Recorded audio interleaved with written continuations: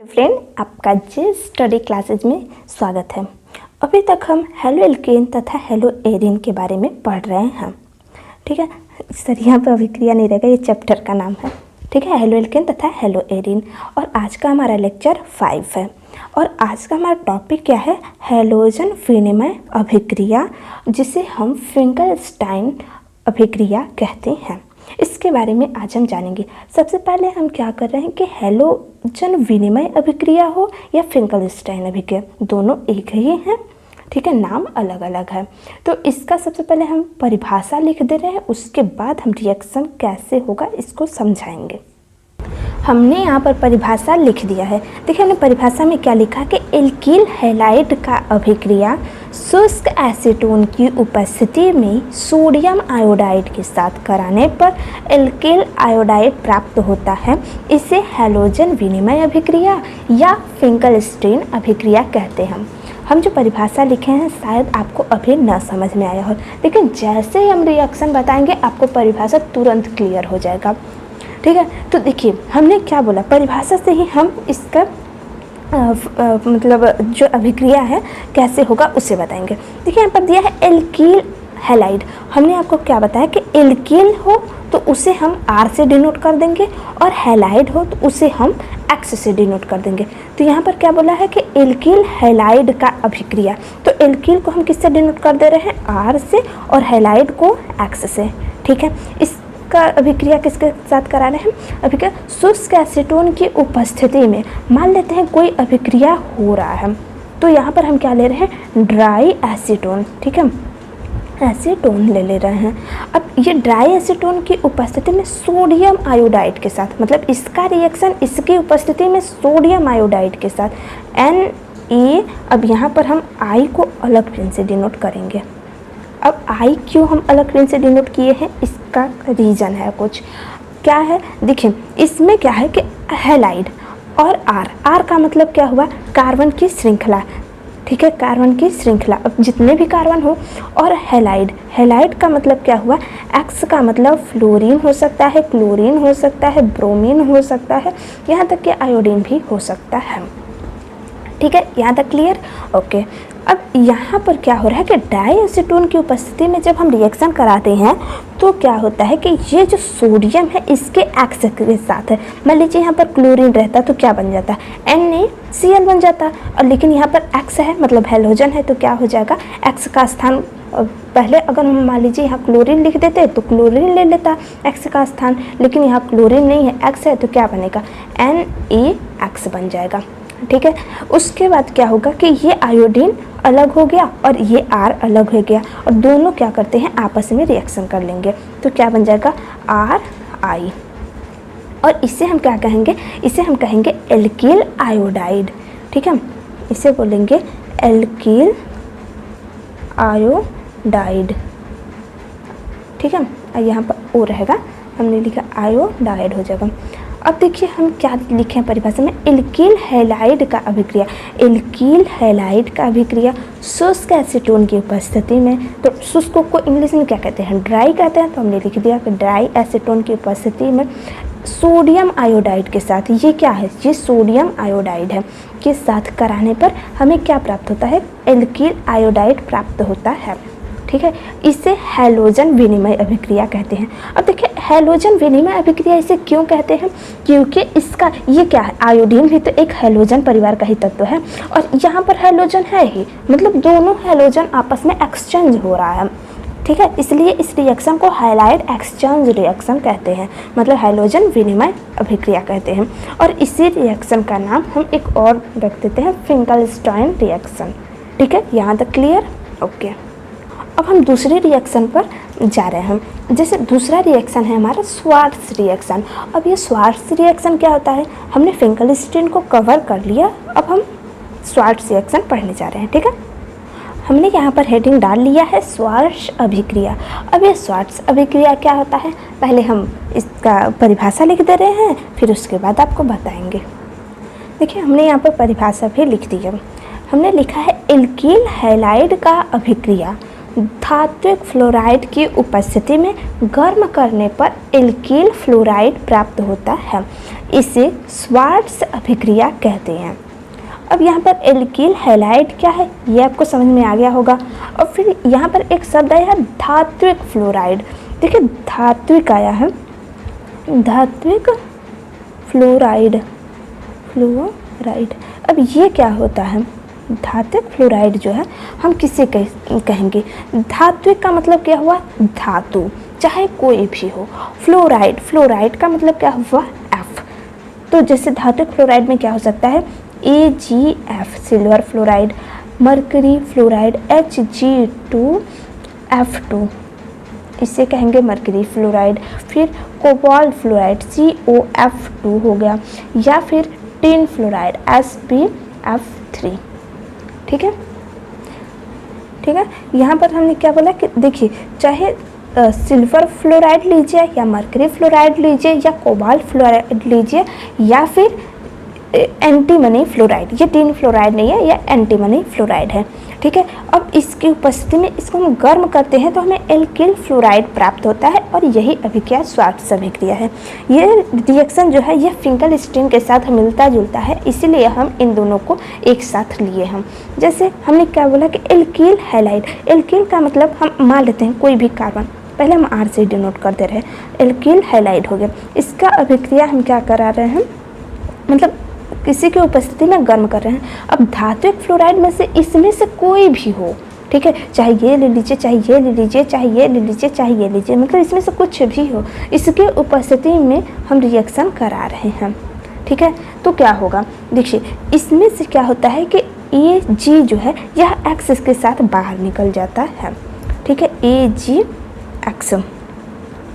ठीक है, और यहाँ पर जो है ये फ्लोरीन जो है R के साथ जुड़ जाता है, RF, मतलब यहाँ पर एल्किल फ्लोराइड बन जाता है और ऊपर वाले रिएक्शन में एल्किल आयोडाइड बनता है।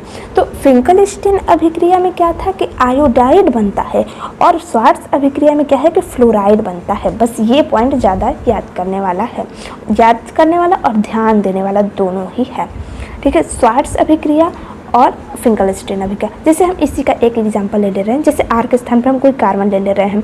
ठीक है, मान लेते हैं कि CH3CH2, X के स्थान पर हम मान लेते हैं Br है। ठीक है, अब इसका रिएक्शन हम AgF के साथ करा रहे हैं और इसको हम गर्म कर रहे हैं, तो क्या होगा? ठीक है, इन दोनों अभिक्रिया को हम ले लिया, उसके बाद हम इसे हीट किए। हीट करने को हम इस तरह से डेल्टा से डिनोट कर देते हैं। तो क्या होता है कि Ag जो है यह Br के साथ रिएक्शन कर लेता है, तो क्या बना लेता है? AgBr बना लेगा। फिर उसके बाद क्या हुआ कि इसका एक बॉन्ड खाली है और फ्लोरीन का भी एक बॉन्ड खाली है। अब ये दोनों आपस में जुड़ जाते हैं और बना क्या लेंगे? CH3CH2F। ठीक है, और इसका नाम क्या हो जाएगा? देखिए दो कार्बन है, दो कार्बन को हम क्या कहेंगे? इथ कहेंगे, तो नाम हो जाएगा इथाइल फ्लोराइड। ठीक है, यहाँ तक कोई दिक्कत नहीं ना? ठीक है, इसी तरह हम ऊपर वाले में भी बता देते हैं। जैसे फिंकलस्टीन अभिक्रिया जो है इसमें हमने एक रिएक्शन तो दिखा दिया। जैसे हम एग्जाम्पल कुछ ले रहे हैं, जैसे RX है तो मान लेते हैं कि CH3 और X के स्थान पर हम ले लेते हैं Cl। इसका रिएक्शन हम NaI के साथ करा दे रहे हैं, किसकी उपस्थिति में? ड्राई एसीटोन के उपस्थिति में। ठीक है, ड्राई एसीटोन की उपस्थिति में कराते हैं तो क्या होता है? Na जो है वह Cl के साथ रिएक्शन कर लेता है और बना क्या लेगा? NaCl।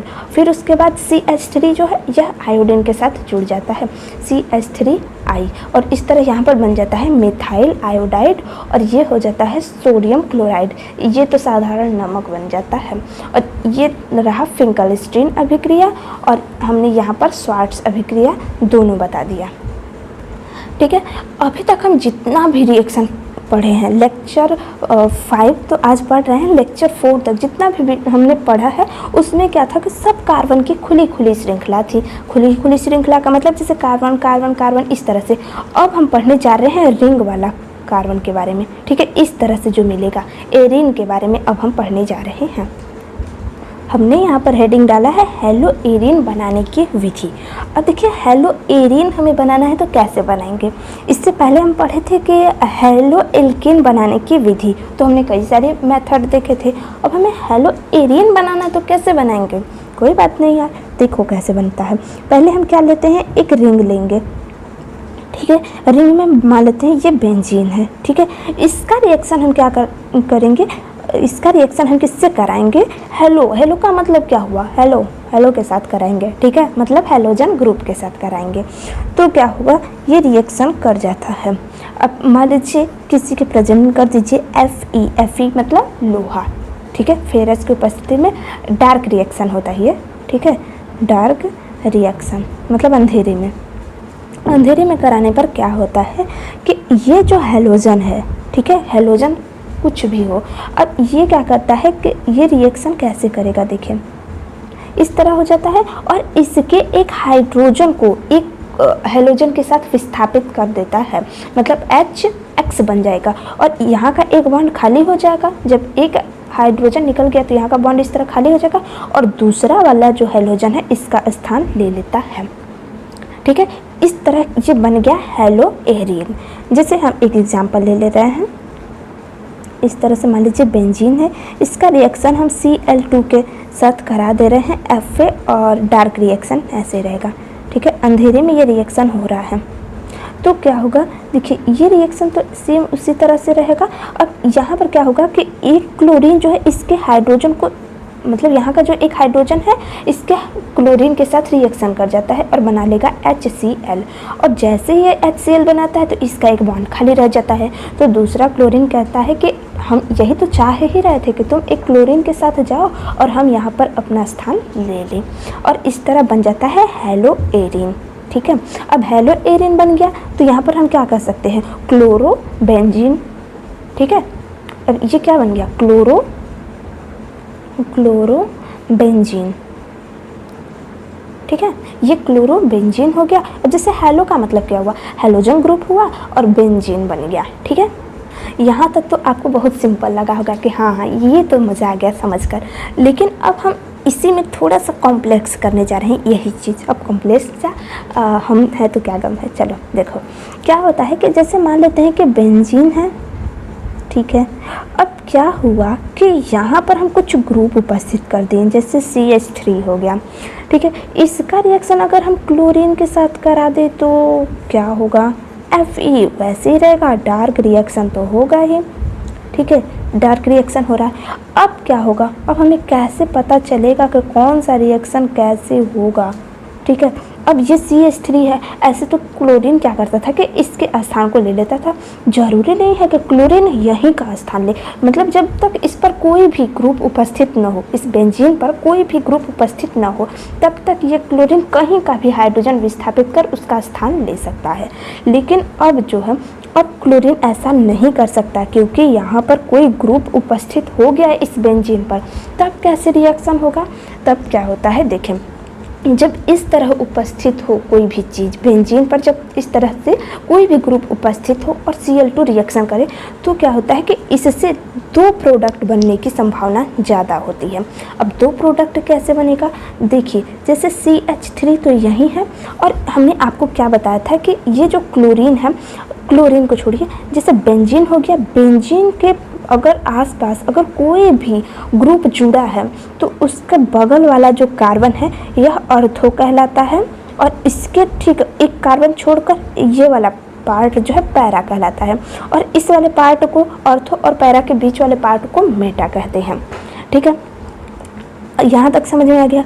अब हम क्या करते हैं कि ये चीज़ तो वैसे ही रहेगा, इसमें क्या करेंगे, अब ये जो क्लोरीन है अब इसका चांसेस कहाँ ज़्यादा है जुड़ने का, तो देखिए ये डिपेंड करता है कि इस रिंग से क्या जुड़ा है, ठीक है। तो अभी क्या जुड़ा है इसके बारे में हम नहीं बताएंगे, हम इसके बारे में भी आपको बताएंगे, ऐसी बात नहीं है कि एकदम नहीं बताएंगे, हाँ बताएंगे, लेकिन कुछ ज़्यादा रिएक्शन जब हम कराने लगेंगे तब। अभी सिंपल सिंपल सीखिए, नहीं पहले ही हम ज़्यादा बड़ा बता देंगे तो आपको कुछ नहीं समझ में आएगा, धीरे धीरे आपको सब कुछ समझ में आएगा। देखिए जब इस तरह से कोई रिंग पर मान लीजिए कोई भी ग्रुप जुड़ा है तो क्या होगा कि यहाँ पर क्लोरीन जुड़ सकता है, ठीक है, क्लोरीन यहाँ पर भी जुड़ सकता है। अब क्या होता है, ऑर्थो का स्थान क्लोरीन ले लिया। अब क्या होता है कि ये रिएक्शन इस तरह भी तो हो सकता है, ये रिएक्शन CH3 यहाँ पर है और ये जो क्लोरीन यहाँ पर जुड़ा है ये क्लोरीन यहाँ पर भी तो जुड़ सकता है, ठीक है। जब रिंग पर कोई भी ग्रुप उपस्थित हो तो ये जो क्लोरीन है ऑर्थो और पैरा दोनों स्थान पर, मतलब ऑर्थो और पैरा में से कहीं पर भी जुड़ सकता है। अब ये नहीं कि मेटा पर जुड़ जाए, नहीं, मतलब हम पहले बता रहे हैं कि कब जुड़ेगा कब नहीं। तो देखिए क्लोरीन कब जुड़ता है, इस ऑर्थो या फिर पैरा पे। अब इसमें से ठीक है जुड़ तो गया, अब दोनों रिएक्शन, अब हमें पता कैसे चलेगा कि इसमें मतलब मेजर कौन है और माइनर कौन है, मतलब इसमें से अधिक प्रोडक्ट कौन सा बनेगा और कम वाला प्रोडक्ट कौन सा बनेगा। तो देखिए कैसे बनता है। जब भी इस बेंजीन पर कोई ग्रुप पहले से उपस्थित हो और इससे आकर एक कोई और ग्रुप यहाँ पर मतलब ऑर्थो पर उपस्थित हो जाए तो ये वाला प्रोडक्ट जो है हमेशा कम बनता है। कम क्यों बनता है? क्योंकि ये दोनों जो है ना पास पास आ जाते हैं। अब जब दोनों पास पास होंगे ना, दोनों आपस में लड़ाई झगड़ा करने लगते हैं, एकदम मारपीट करने लगते हैं, जिस कारण इन दोनों में से किसी का भी लाभ नहीं हो पाता है और ये जो प्रोडक्ट ये माइनर बन जाता है। ठीक है, माइनर बन जाता है। और ये देखिए दोनों एंटी में है एक तरीके से, मतलब ये एकदम ऊपर तो ये एकदम नीचे। तो इस तरह क्या होता है कि ये दोनों जो है आपस में ज़्यादा मतलब प्रोडक्ट बना लेते हैं और ये मेजर बनता है। ठीक है, ये मेजर में बनता है और ये माइनर में बनता है। मतलब ऑर्थो पर अगर कोई ग्रुप उपस्थित हो तो ये माइनर वाला बनेगा और पैरा पर उपस्थित हो तो मेजर वाला बनता है। ये रिएक्शन हम कुछ इस तरह से करा दे रहे हैं। देखिए मान लेते हैं यहाँ पर कोई बेंजीन है और यहाँ पर क्लोरीन पहले से जुड़ा है। ठीक है, ये नया रिएक्शन है, यहाँ पर क्लोरीन पहले से जुड़ा है। फिर से हम Cl2 का रिएक्शन करा दे तो क्या होगा? ठीक है, रिएक्शन करा दे तो क्या होगा? यह Fe के प्रेजेंट में ही रहेगा, डार्क रिएक्शन होगा तो क्या होगा? देखिए तब इसमें भी दो प्रोडक्ट बनने की संभावना रहेगी। ठीक है, दो प्रोडक्ट तो इसमें भी बनने की संभावना रहेगी, लेकिन इसमें से माइनर कौन बनेगा और मेजर कौन सा बनेगा? ये दोनों गलत हुए यहाँ पर मान लीजिए। ठीक है, अब इसमें से मेजर कौन सा बनेगा और माइनर कौन सा बनेगा ये कैसे आपको पता चलेगा? तो ये जो क्लोरीन है एक बार तो ये ऑर्थो पर जाकर जुड़ सकता है और एक बार ये पैरा पर जाकर जुड़ सकता है। इसमें से मेजर कौन सा बनेगा, माइनर कौन सा, मतलब अधिक कौन सा? माइनर मतलब क्या हुआ? कम, और मेजर मतलब अधिक। ठीक है, तो कम कौन सा बनेगा? ये, क्योंकि दोनों पास पास है, दोनों एकदम लड़ाई झगड़ा हो जाता है। ठीक है, तो ये क्या होता है कि ये माइनर में बनता है और ये दोनों एंटी है एक दूसरे का, मतलब ये अपना काम करेगा, ये अपना काम करेगा, मतलब इन दोनों में क्या हुआ कि दोनों ये प्रोडक्ट अधिक बनाएंगे सब। ठीक है, ये मेजर में बनता है। इसी तरह और सारे रिएक्शन, मतलब इस तरह रिएक्शन का बहुत ही ईजी हो जाता है। ठीक है, जैसे मान लेते हैं कि यही रिएक्शन है और यहाँ अब कुछ नहीं प्रेजेंट कर रहे हैं हम यहाँ पर मान लेते हैं कि क्लोरीन है। ठीक है, क्लोरीन है, इसका रिएक्शन अगर हम CH3Cl के साथ करा दें और ये रिएक्शन रहेगा एनहाइड्रस मतलब निर्जल AlCl3 की उपस्थिति में, AlCl3 की उपस्थिति में कराते हैं तो क्या होगा? देखिए रिएक्शन इसमें भी दो पॉसिबिलिटी है बनने की। अब क्या क्या देखिए इस तरह से बन जाएगा ये। अब इसमें क्या है कि Cl तो पहले से प्रेजेंट है, यहाँ पर रहेगा। एक बार ये ऑर्थो पर जुड़ सकता है और एक बार ये पैरा पर जुड़ सकता है। ऑर्थो पर कब जुड़ेगा? देखिए अब इसमें क्या होता है कि ये जो Cl है इस ऑर्थो वाले हाइड्रोजन को लेकर बाहर निकल जाता है। ठीक है, अब यहाँ पर HCl लिखने से अच्छा है कि हम यहाँ पर करते हैं। ठीक है, दोनों में यही प्रोडक्ट बाहर निकलेगा। जब ये Cl बाहर निकल जाता है तो क्या होता है कि CH3 एक इसका बॉन्ड खाली है तो ये यहाँ पर जाकर जुड़ जाता है। ठीक है, CH3 यहाँ पर बन गया। फिर क्या होता है कि एक बार CH3 यहाँ पर जुड़ जाता है। अब इसमें से मेजर कौन बना, माइनर कौन बना? ये दोनों पास पास मतलब ऑर्थो पर जुड़ा है तो क्या बनेगा? माइनर बनेगा। और ये दोनों एंटी में है मतलब अपोजिट हैं तो क्या बनेंगे? ये मेजर प्रोडक्ट बनेगा। ठीक है, अभी तक हमें लग रहा है कि अब आपको मेजर कौन सा बनेगा, माइनर कौन सा बनेगा, अब आपको पता चल गया होगा। देखिए हमने कितना सारा रिएक्शन करा दिया हेलो एरिन बनाने की विधि में। ठीक है, अब हम कुछ क्वेश्चन की प्रैक्टिस कर लेते हैं जो इससे पहले वाले वीडियो में हम पढ़ चुके हैं। फर्स्ट क्वेश्चन है हमारा, देखिए अभी तक हम मार्कोनिकॉफ रूल और एंटी मार्कोनिकॉफ रूल इससे पहले वाले वीडियो में पढ़ चुके हैं, उसी से रिलेटेड ये क्वेश्चन है। जैसे मान लेते हैं कि ये बेंजीन है। ठीक है, बेंजीन है। अब इसका रिएक्शन हमें कराना है, हम करा दे रहे हैं इस तरह से। ठीक है, अब इसका रिएक्शन हमें कराना है HBr से, ठीक है, HBr से। अब ये क्या प्रोडक्ट बनाएगा, तो देखिए क्या बनाएगा। अगर हम इसमें से अगर हमें तो ये देखना है कि इस रिएक्शन में यहाँ पर कुछ उपस्थित है कि नहीं। अगर कुछ भी उपस्थित नहीं रहता है तो क्या करते हैं, हम मार्कोनिकॉफ रूल लगाते हैं। मार्कोनिकॉफ रूल हमें हम क्या देखते हैं कि ये नेगेटिव वाला पार्ट जो है उस कार्बन पर जुड़ता है जहाँ पर हाइड्रोजन की संख्या कम होती है। तो यहाँ पर देखा जाए तो हाइड्रोजन कितने होंगे, अब 1 2 बॉन्ड बनाया है कार्बन ने, और कार्बन 2 वैलेंसी खाली, मतलब हाइड्रोजन की संख्या यहाँ पर 2 रहेगी। और यहाँ पर कार्बन कितना बॉन्ड बनाया है, 1 2 और इधर 1 3, मतलब यहाँ पर कार्बन एक ही हाइड्रोजन बॉन्ड के साथ जुड़ा है। तो क्या होगा कि यहाँ पर कार्बन के साथ हाइड्रोजन कम है, तो ये रिएक्शन में कुछ इस तरह से बना लेता है, ठीक है। अब ये क्या बनाएगा, अब देखिए CH तो रहेगा ही, डबल बॉन्ड हम टेढ़े ना करके सीधे कर दे रहे हैं इसे, ठीक है। अब ये तो डबल बॉन्ड टूट जाएगा। अब यहाँ पर क्या हो जाएगा, CH2 तो पहले से ही था, अब ये जैसे ही डबल बॉन्ड टूटेगा इसकी और इसकी एक एक वैलेंसी खाली हो जाएगी, और इसका हाइड्रोजन और ये मतलब नेगेटिव वाला पार्ट जो है, हेलोजन वाला पार्ट, उस कार्बन पर जुड़ जाएगा जहाँ पर हाइड्रोजन की संख्या कम है। तो Br यहाँ पर जुड़ जाता है और हाइड्रोजन जो है एक यहाँ पर जुड़ जाता है, ठीक है। अब इसी तरह हम दूसरा रिएक्शन कराने जा रहे हैं, जैसे ये बेंजीन हो गया, ठीक है। अब ये बेंजीन जो है, अब इसी के साथ ये रिएक्शन होगा, लेकिन यही रिएक्शन सेम है, बस यहाँ पर हम क्या कर रहे हैं, H2O2 लिख दे रहे हैं, ठीक है। इस रिएक्शन को पहले आप वीडियो को पॉज कीजिए और सॉल्व कीजिए। अगर आपसे सॉल्व नहीं हो रहा है तो आप फिर से वीडियो को क्लिक कीजिए और देखिए कि हम किस तरह सॉल्व कर रहे हैं, उसी तरह आपको ये सॉल्व करना था। तो देखिए यहाँ पर क्या आ गया, H2O2। H2O2 क्या है, एक तरीके से परऑक्साइड है। परऑक्साइड होने पर क्या होता है, ये परऑक्साइड जब उपस्थित हो जाए तो ये रिएक्शन उस तरह हो जाएगा कि मतलब इसका नेगेटिव वाला पार्ट उस कार्बन पर जुड़ जाता है जहाँ पर हाइड्रोजन की संख्या अधिक होती है। कब ये रिएक्शन होगा, जब परऑक्साइड उपस्थित हो, ठीक है। तो ये रिएक्शन कुछ इस तरह से हो जाएगा।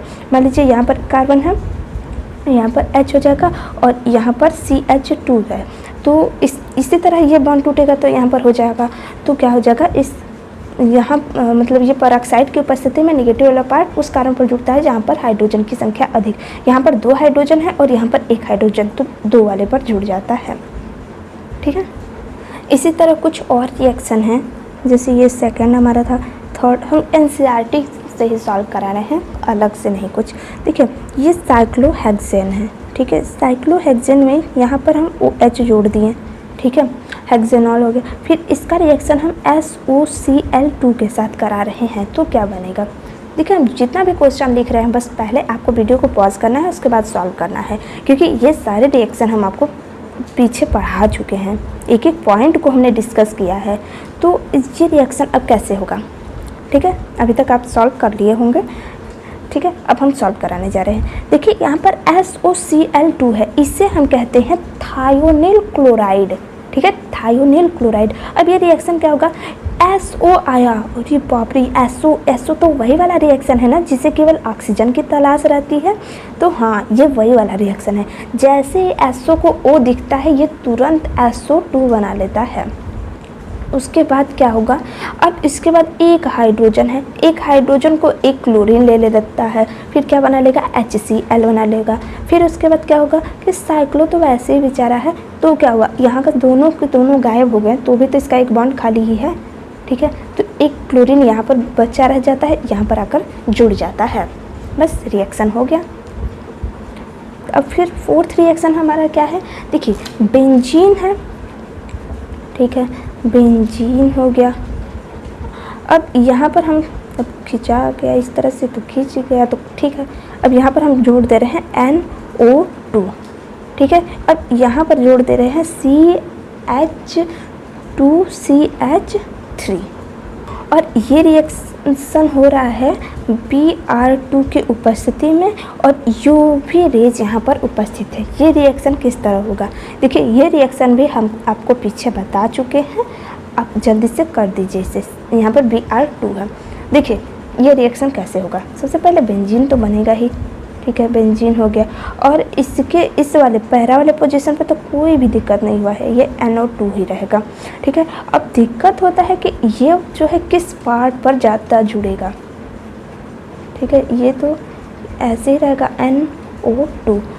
ठीक है, अब यहाँ पर CH हो जाएगा, CH3, एक बॉन्ड यहाँ खाली, फिर उसके बाद यहाँ पर भी इस तरह हो जाएगा CH हम पहले कर दे रहे हैं। सबसे पहले हम मान ले रहे हैं कि एक बार Br जो है यहाँ पर आकर जुड़ा, और एक बार हम मान लेते हैं कि Br जो है यहाँ पर आकर जुड़ गया, तो ये CH2 हो जाएगा, और यहाँ पर एक H तो रहेगा ही, और इन दोनों में से क्या निकल जाएगा, HBr, एक HBr निकल जाएगा। अब हमें देखना है कि इसमें मेजर कौन सा बनेगा और माइनर कौन सा बनेगा। मेजर हम कैसे देखते हैं, इसमें हम मेजर देखते हैं कि ये जो कार्बन है, इस कार्बन को छोड़कर इसके बगल वाले कार्बन के पास कितने अल्फ़ा हाइड्रोजन हैं। तो यहाँ पर देखिए, इस कार्बन के पास 3 अल्फ़ा हाइड्रोजन है, और यहाँ पर तो एक भी नहीं है, मतलब यहाँ पर देखा जाए तो 3 अल्फ़ा हाइड्रोजन उपस्थित हैं। ठीक है, अब इसमें देखा जाए तो Br इस वाले से अटैच है, तो इसको हम रहने देंगे। इसके बगल वाला कार्बन देखेंगे, इसके पास कितने अल्फ़ा हाइड्रोजन है, तो 1 और 2 अल्फ़ा हाइड्रोजन यहाँ पर है। ठीक है, और इसमें से किसके पास ज़्यादा अल्फ़ा हाइड्रोजन हुए, तो इसके पास हुए, तो मतलब हमें क्या पता चला कि ये जो है, ये वाला प्रोडक्ट हमारा ज़्यादा बनेगा। ठीक है, मेजर कौन सा बनेगा और माइनर कौन सा बनेगा, तो हमने ये आपको बता दिया कि मेजर कौन सा बनेगा, क्योंकि यहाँ पर अल्फ़ा हाइड्रोजन अधिक है, और यहाँ पर माइनर क्यों बना, क्योंकि यहाँ पर अल्फ़ा हाइड्रोजन की संख्या कम है, इसलिए ये माइनर बना और ये मेजर बना। तो आज हमने क्या क्या पढ़ा, फटाफट हम एक बार रिवाइज करते रहे हैं। हमने सबसे पहले पढ़ा हैलोजन विनिमय अभिक्रिया, फिंकलस्टाइन अभिक्रिया क्या होता है, उसके कुछ एग्जाम्पल हमने देखा। फिर उसके बाद हमने देखा स्वार्ट्स अभिक्रिया क्या होता है। स्वार्ट्स अभिक्रिया में क्या होता है कि एल्किल फ्लोराइड बनता है, और जबकि फिंकलस्टीन अभिक्रिया में एल्किल आयोडाइड बनता है। फिर उसके बाद हमने देखा हेलो एरिन बनाने की विधि, हेलो एरिन कैसे बनाते हैं, एक एक पॉइंट को हमने डिस्कस किया। ठीक है, फिर उसके बाद कई सारे हमने एग्जाम्पल भी दिए, फिर हमने कुछ क्वेश्चन की भी प्रैक्टिस की जो कि इस तरह से सॉल्व हुए हैं। तो आज का लेक्चर कैसा रहा दोस्तों, आप हमें ज़रूर कमेंट बॉक्स में बताइएगा। अगर आपका कहीं पर भी डाउट है तो आप हमें कमेंट में बता दीजिएगा, हम उसका रिप्लाई ज़रूर देंगे। थैंक यू दोस्तों।